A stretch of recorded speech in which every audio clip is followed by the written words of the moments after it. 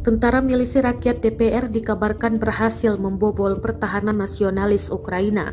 Rekamannya ramai beredar di Facebook pada Minggu 16 Mei 2022. Dalam keterangan unggahan disebutkan, selama 8 tahun para penghukum menggali di pemukiman, pasir dan daerah pemukiman yang dikupas di Donetsk. Majunya pejuang NM DPR di daerah ini akan mengakhiri teror nasionalis Ukraina terhadap warga sipil di ibu kota. Jelas keterangan unggahan.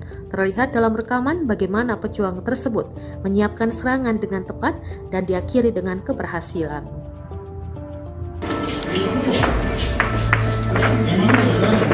Давай, Дашка.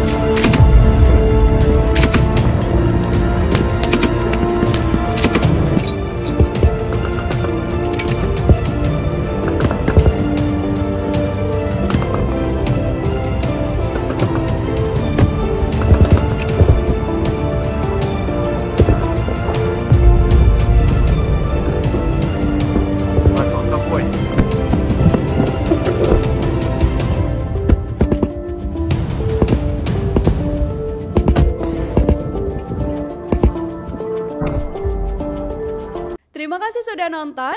Jangan lupa like, subscribe, dan share ya.